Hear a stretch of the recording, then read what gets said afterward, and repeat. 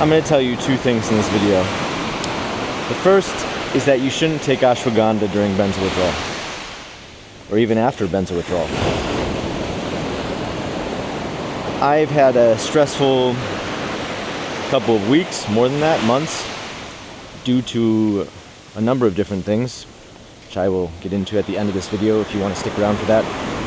But anyway, I decided to take ashwagandha after hearing so much about it, and even close friends and my sister talking about it, and seeing all the health and wellness gurus and longevity experts, everybody taking it, thinking to myself, this supplement, this herbal supplement,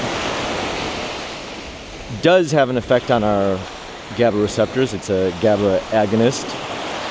But I'm so far from benzo withdrawal. You know, I've had this stressful period, but I haven't had any of the, my benzo withdrawal symptoms.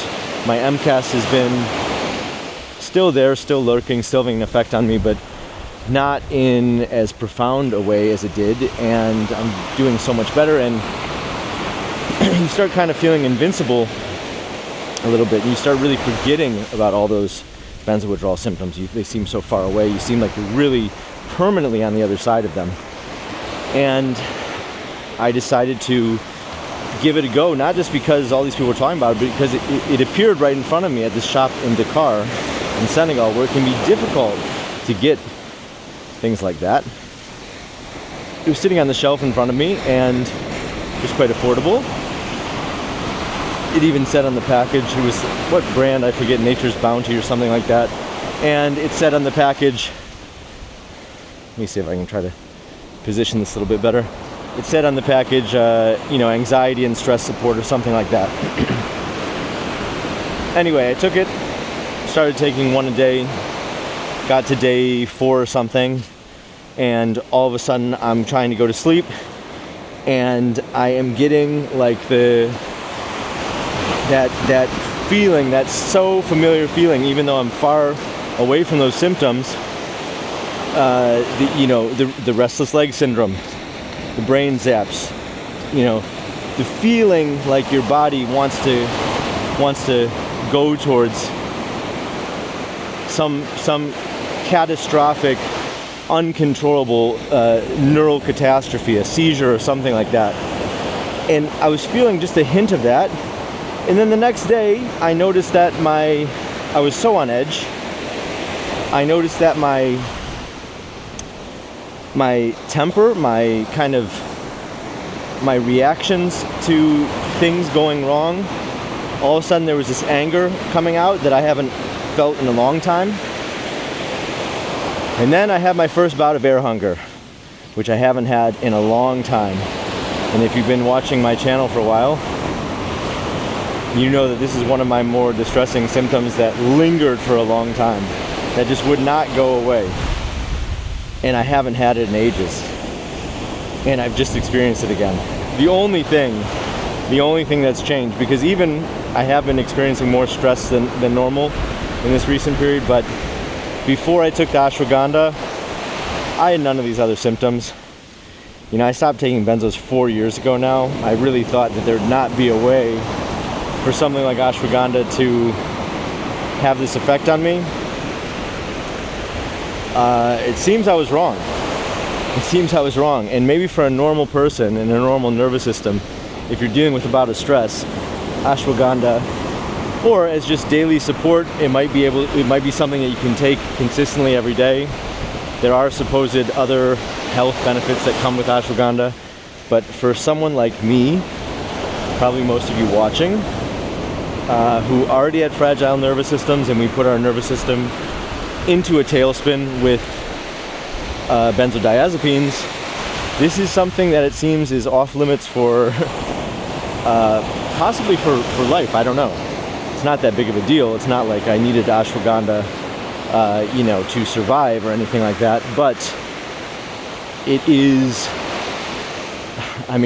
impressive in a way how much this thing that I really thought I was on the other side of is still, it's almost like there's a memory there in my nervous system, in those GABA receptors, and my brain's need to kind of always try to move towards this homeostasis, it is impressive. So don't take ashwagandha. I mean, the basic idea here with all this stuff is that we took a sledgehammer to our nervous system in some respects, and our brain did everything it could to try to restore some semblance of order. In the process of that happening, the process of what we call benzo withdrawal is just a really ugly and awful, miserable process that takes a long time. Tease your brain with a little bit of that, this magic elixir that helps make our GABA receptors a little bit more efficient, even though it's nowhere on the level of a benzodiazepine. The ashwagandha is still helping. I think a lot of the medical literature will say increase the expression of the GABA neurotransmitter. But just that little gesture, that movement, your brain says, hang on a second, are we doing this again? Because if we are, we're going to start ramping up that glutamate system, speeding up that neural activity to try to balance out whatever it is you're doing. I don't think my brain is actually having this first person narration, but sometimes fun to think about, or not fun. The second thing I want to tell you is try to go for a walk. I know I've said this in I don't know how many videos, but it is just like a balm for your nervous system. It is like a massage for your nervous system. Not like a deep tissue massage, not like a really intense massage. It's like a Swedish massage. Very gentle. And every time I do it, I keep telling myself I have to get back in the habit of doing it every day because it's just so good for me. And I started this walk this morning. I brought the camera with me, but I was not totally dead set on making a video. It was just kind of one of these things where, well, I haven't done a beach walk in a long time. I haven't done a video in a long time. Maybe we'll do both. And the ashwagandha thing is just a public service announcement. If it does come up on your radar, even if I can just have this pop up in YouTube search results, steer clear of ashwagandha if you're going through benzo withdrawal. I'll be happy. It'll be worth it. This video will be worthwhile. Ashwagandha is something that shows up on like the Benzo Info Coalition as a supplement to steer clear from. They are very generous with with the number of substances they mention there. Basically anything that has the slightest hint of interaction with your GABA receptors, they are going to be citing there as as something to really steer clear from.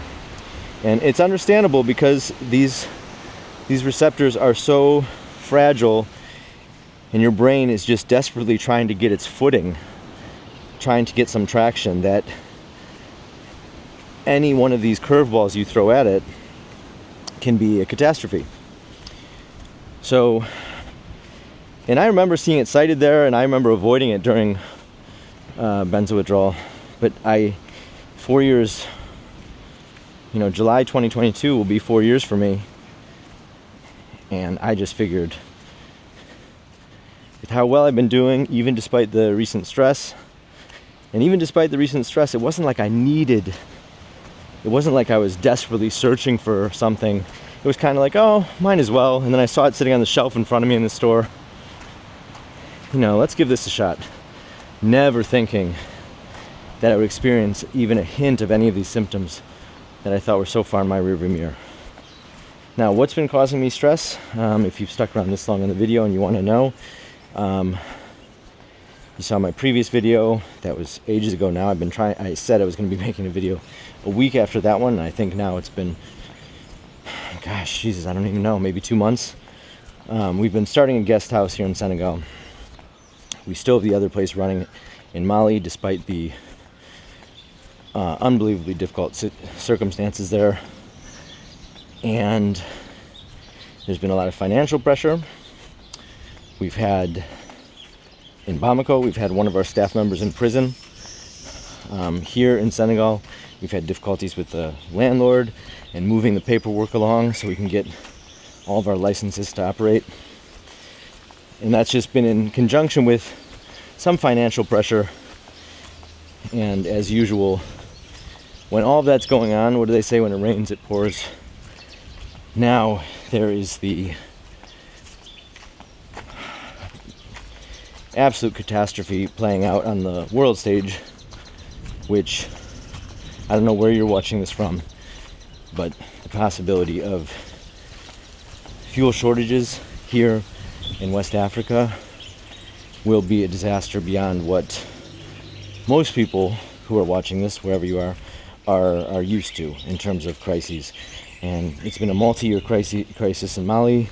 Senegal has been very fragile, but this is the last thing we needed. West Africa as a region, incredibly fragile. This is the absolute worst case scenario, what's happening right now.